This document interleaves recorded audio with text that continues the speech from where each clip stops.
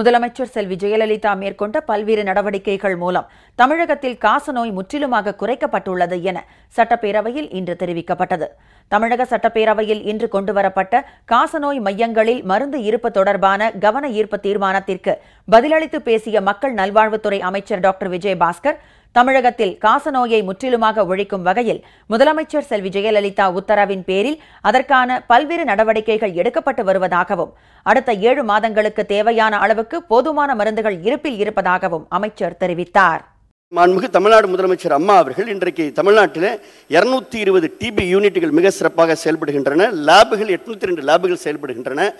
மருந்துகளை பொறுத்தவரையிலே மருந்துகள் இல்லை என்ற நிலை தமிழகத்திலே இல்லை என்பதை நான் அழுத்தமாக சொல்ல கடமைப்பட்டிருக்கின்றேன்.